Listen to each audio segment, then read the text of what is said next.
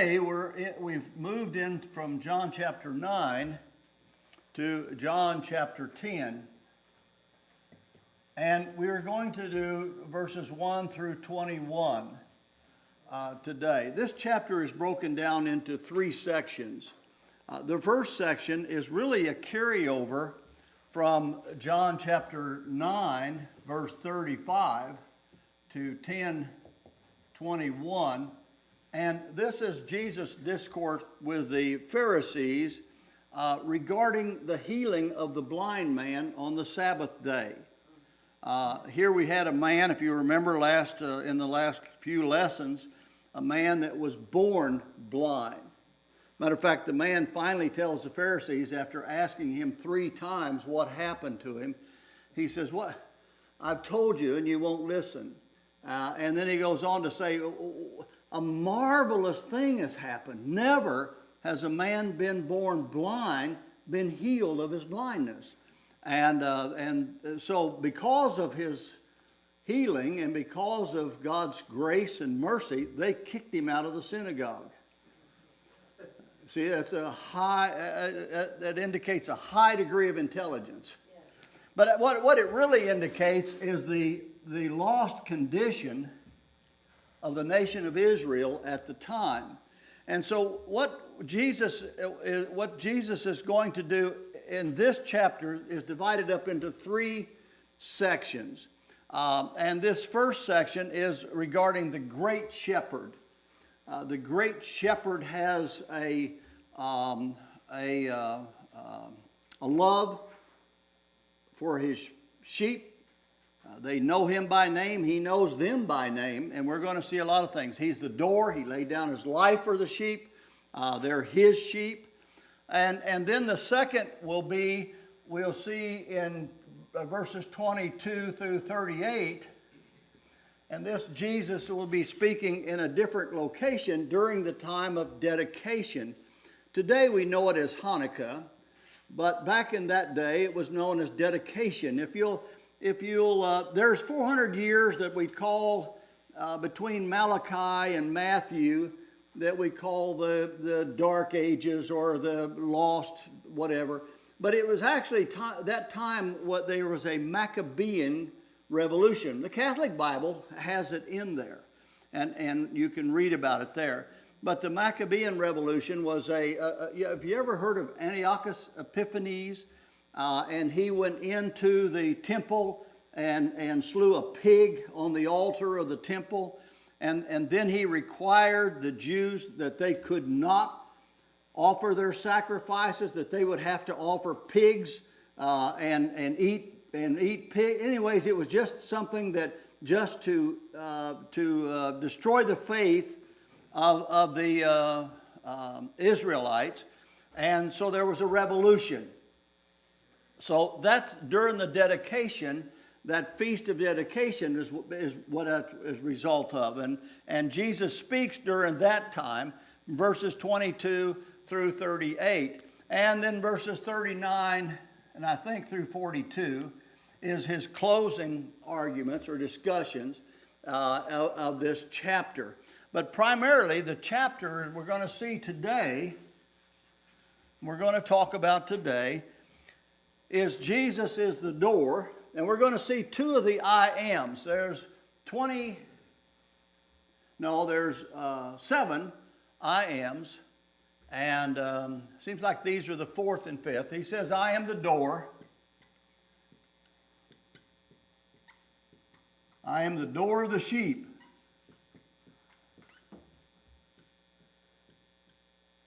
And then in the next one, it is, "I am the shepherd, the great shepherd."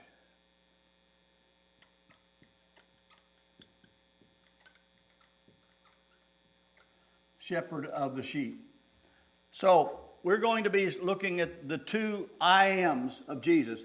When you see that, Jesus is literally claiming Messiah. The idea is that these words he is saying, "I am." These are the words that God told Moses to go and tell Israelites. If you want to know who it is that's coming, you tell them that I am that I am. And they understood that. As a matter of fact, when you get to the, I think it's John that records it, when you get to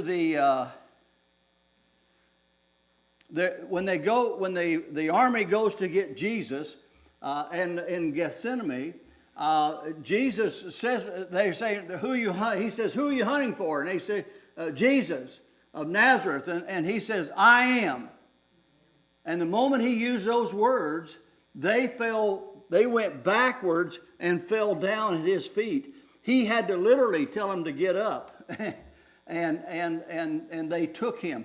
He willingly went with them. So we're going to look at those words today for just a little bit. These are parables. Some say they're allegories. They're stories that Jesus is going to give to illustrate his shepherd, his being the great shepherd, the good shepherd, that he is the shepherd of the flock of Israel. And basically that's what he's saying. I am the flock, I am the shepherd of the flock of Israel. I am Israel's shepherd. Abraham, Isaac, Jacob, and down through the years, God had his people that shepherd the flock of Israel. And so we're going to find that Jesus say, I am that door. I am the good shepherd. And so he's going to give them enough to make them angry or to follow him. And so we're going to study that. So let's go in the Bible in John chapter 10, and we'll just read the first 21 verses, and then we'll go back and kind of review them and see what we can find that are beneficial. The very first words are verily, verily. In the book of John, he's the only one that puts these two words together like this. And he does it 25 times. He uses these words. He's the only one in the Bible, the only place in the Bible. If you go to the concordance, look up verily, verily. These are the only times you'll find it in the Word of God. And it's an attention getter. In other words, whenever I come to the word behold, sometimes I go a little crazy and slam my hand down or something, because it is something that means, when you see it, it means stop and look at this. Think about this for a minute. Now, when Jesus is saying these words, he is saying them, I'm telling you the truth. This is the truth. In other words, he is stopping them in their minds to pay attention to what I'm going to say. I'm going to tell you a truth. And it's not that he lied at any time in his life. That's impossible for him to lie. But at this point, he's trying to capture their attention. And he does capture some of their attention. You know, it doesn't matter who you are, what kind of preacher you are, what size church you have. There's going to be people that don't believe it, and there are people that will believe it, right? Your neighborhood, you can go up and down the street knocking doors, and you'll find a couple that believe in God, and you'll have a lot of them that say they believe in God. Then you'll have a couple that actually believe in God. And then you'll have a bunch that don't. And no matter what you say, they're not going to believe. And that's where Jesus is now. He knows who is his believers. He knows who isn't the believers. He's God.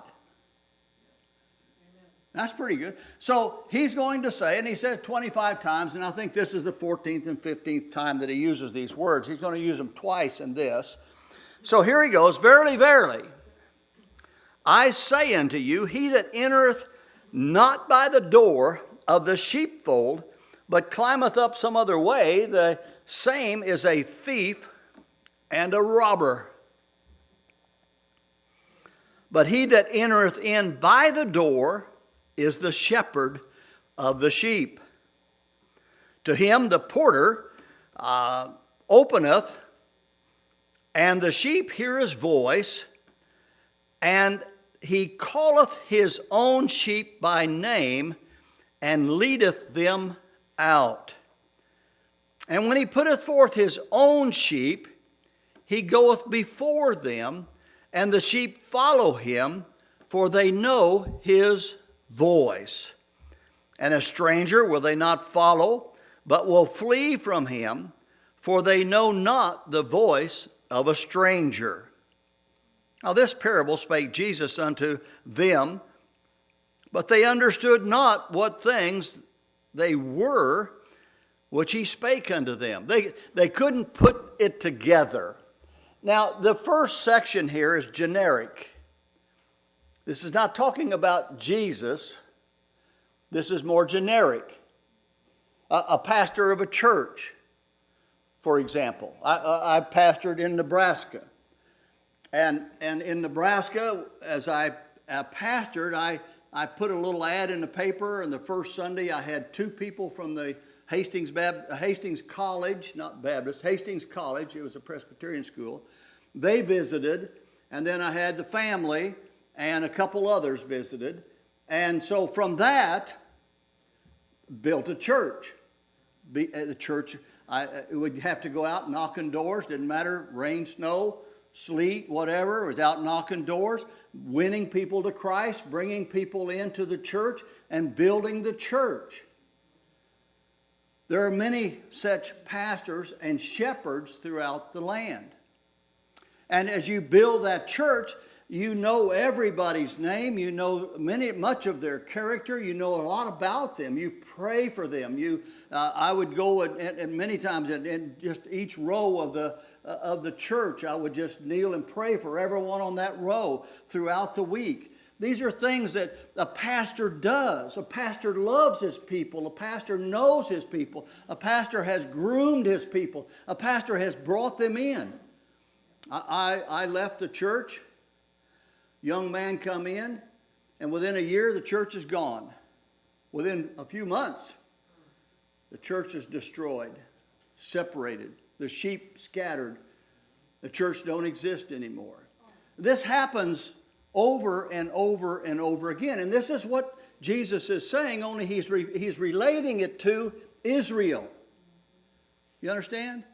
And so it's just the way it is. And so he is relating this to Israel. And so what he's saying here in this first, he's talking about a general sense about the shepherd and the sheep. These people knew all about that. Do you remember? I mean, Abel in Genesis chapter 4 was a shepherd. Do you not think that 4,000 years later they knew a little bit about sheep and shepherding? They still have shepherds in Israel today. And they still have them. As a matter of fact, that now let's get on. Let's get on. They didn't understand. Then said Jesus to him, now he's going to put it together here. Verily, verily, listen to me, I want to tell you the truth. I say unto you, I am the door. I think he's getting personal now.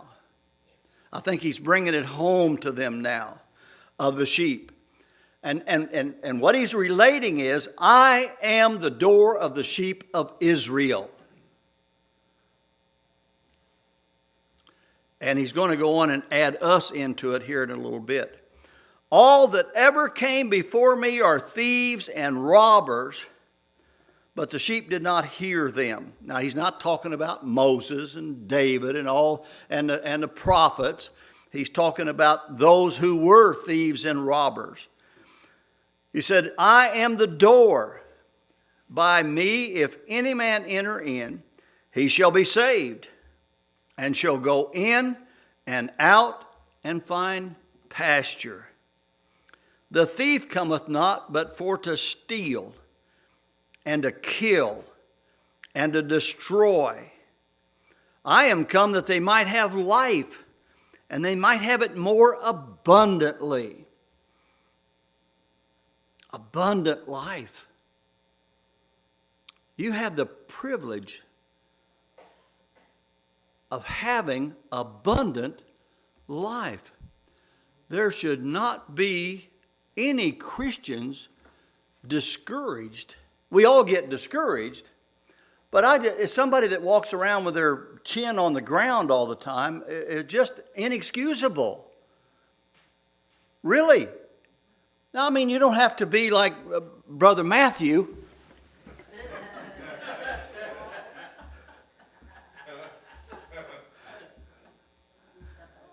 I think I was that way when I was a lot younger. I mean, that's exciting. Life is exciting. We ought to be excited about serving God. We have an abundant life. When somebody talks to us, I go over to Victory Baptist. No, it ought to be, I'm a member of Victory, an exciting church in Rowlett, Texas. You need to come and be with us.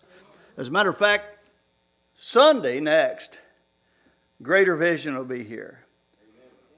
Now, this is going to be one of those times where you have a privilege to see one of the greatest gospel singing groups in the nation.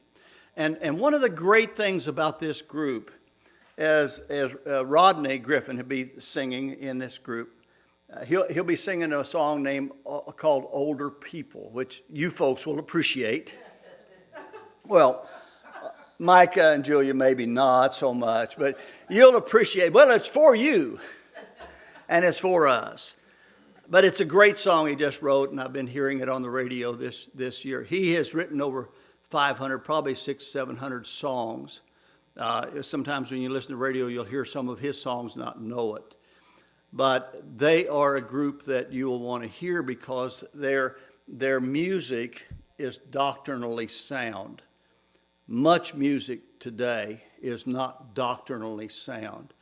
I mean, I hear music. I could just start quoting you songs that I've heard that I'm like shaking my head. What in the world are they saying? You know, that makes no sense. It's Christian-wise. It's a great music. You know, you can dance to it, I guess, but it's not not like this group.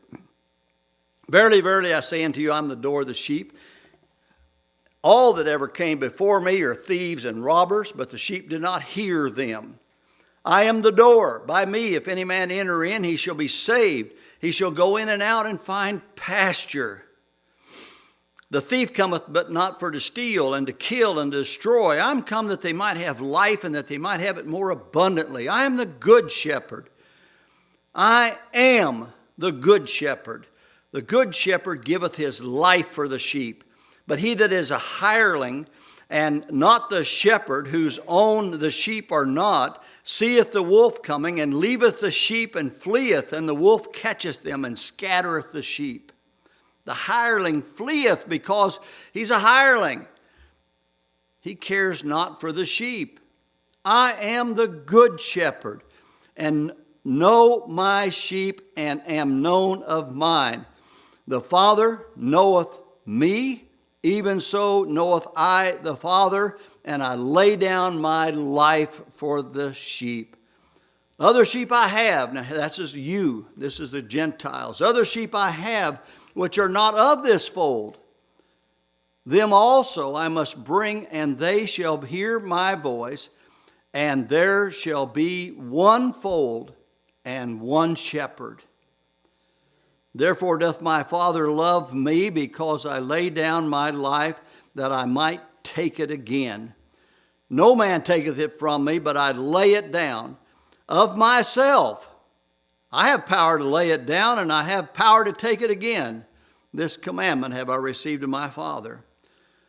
There was a division, therefore, again among the Jews for these sayings. And many of them said, He hath the devil, and is mad. Why hear ye him?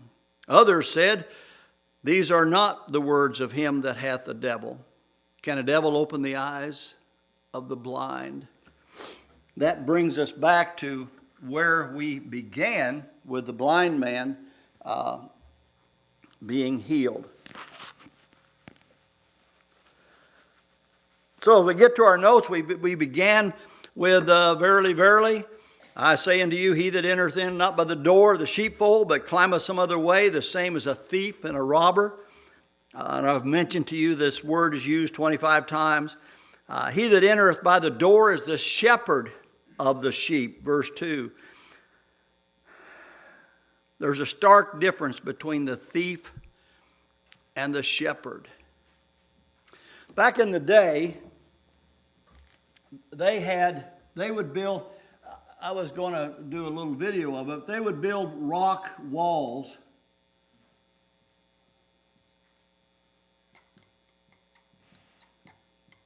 areas where people the sheep would go in for protection at night. These walls would be built up, and they would just rocks that they found around the area, and they would stack them up. And there might be several flocks of sheep that go in here. And in Europe, they still have that the way it is. Sheep are great. When I was in Holland one time, I went to visit my late wife's sister, and her house was right next to a big dam. And I'm assuming, I didn't get to see on the other side of it, I'm assuming it was water, but it was really high pitched. A tractor wouldn't really go on that to mow. So a shepherd came out with his sheep, and I went out, and as I was leaving one day, I looked up, and here he is, and he had about 25 sheep, and they were mowing the side of that dam. And those sheep didn't wander off. They had a job to do. Hey, that's you and me, right? We have a job to do. So it may seem like it's a meaningless thing, but it's a necessary thing. And so as they cleaned that whole thing off. And cattlemen hated sheep in Texas in the old days. They hated sheep because they would cut the grass so low the cow couldn't eat any of it. And so, but these sheep just and they'll eat anything. They'll eat anything. I was hunting one time out in West Texas, and we had some cattle out there, and I was shocked. I looked down, and these cows were eating cactus, thorns sticking out of their nose, and they must love those cactus. I said, man, oh man, that would hurt, but I mean, anyway, sheep will eat anything. And what they had is they had an area in here, and we're going to see this. This is where they would keep the sheep at night. Sometimes animals might try to get over, and you know, they still have horse thieves today. Florida and areas where you have large land, in West Texas and areas, people can drive up with a trailer and load up a whole bunch of horses and drive off with them. Nobody know about it until they go to find them, you know. Anyways, here we go. He entered in the door. He that enters in the door is the shepherd of the sheep. They're the only ones that go in. These are their sheep. Somebody will be guarding this door all the time. They may take turns. They won't allow anybody in unless they are the ones that are shepherds. Several shepherds, one fold. The sheep follow their shepherd. To him the porter openeth. The gatekeeper opens whenever that shepherd comes, and the sheep hear his voice, and he calleth his own by name and leadeth them out. That's what he's saying is, these sheep that are in here may be 3 or 4 shepherds.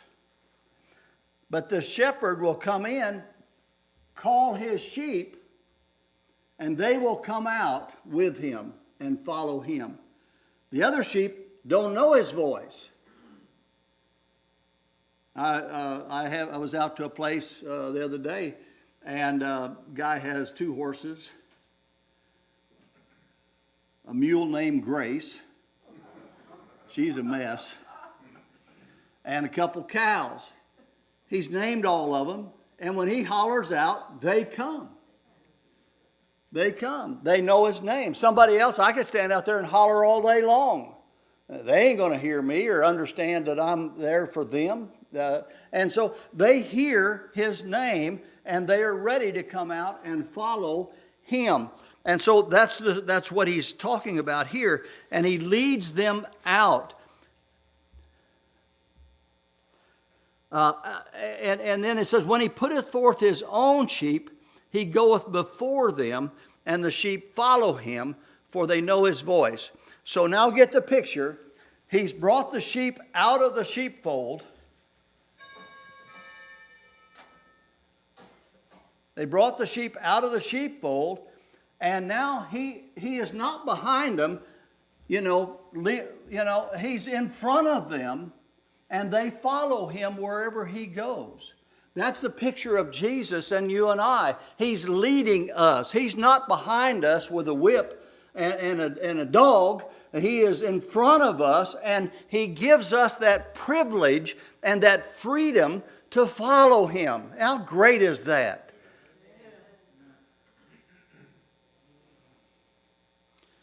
A stranger they're not going to follow. And he talks about this as a parable that Jesus spoke, but they understood it not. They didn't know what he's talking about. And then the next part there is Jesus said unto them, verily, verily, I say unto you, I am. Now he gets specific. I am the one. These sheep that's in here that are mine, I am their shepherd.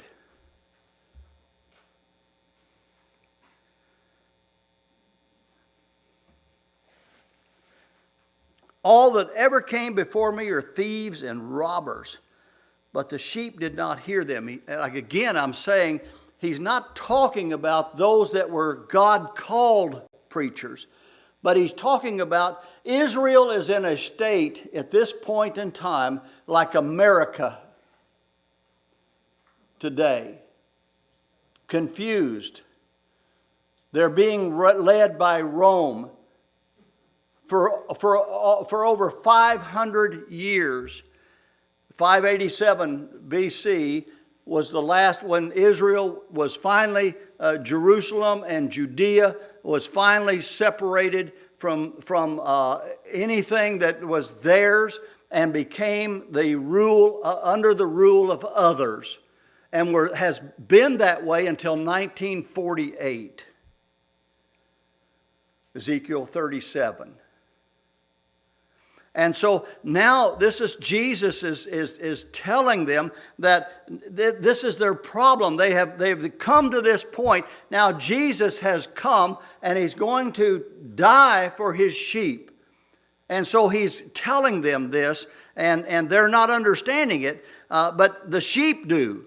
All that ever came, okay, and then he says, I'm the door. If any man enter in, he shall be what? Saved, and shall be going in and out and find pasture. The thief cometh not but for to steal and kill and to destroy.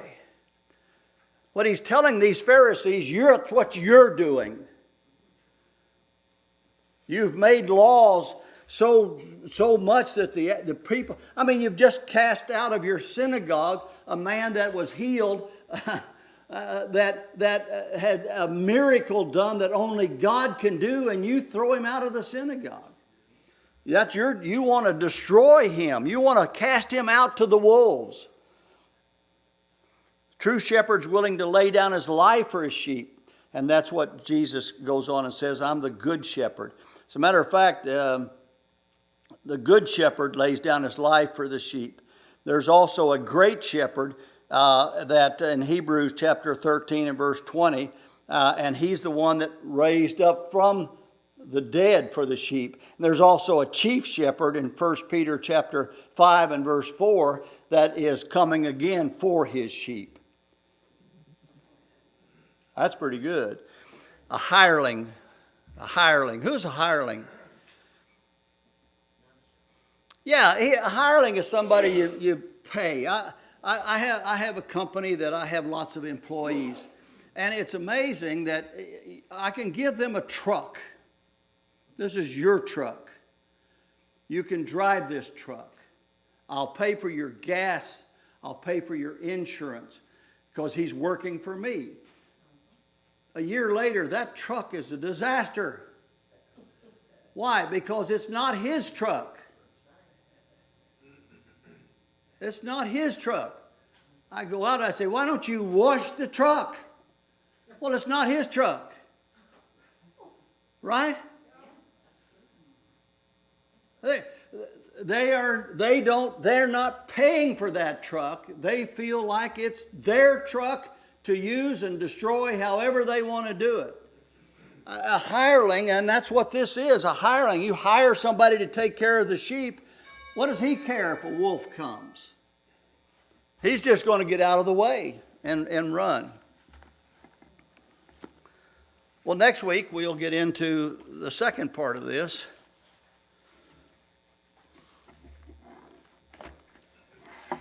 But Jesus is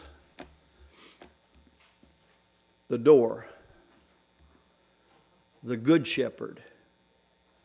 He's the great shepherd. He's the chief shepherd. Isaiah 53, you ought to read that once a month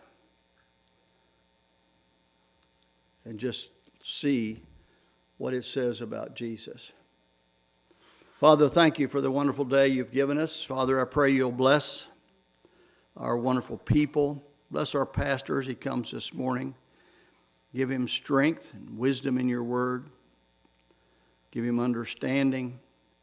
I pray that you'll open our hearts that we might receive that word, that we might be a blessing to others. Help us, Lord, to follow our shepherd. Help us, Lord, to know his name, hear his words, and understand his words.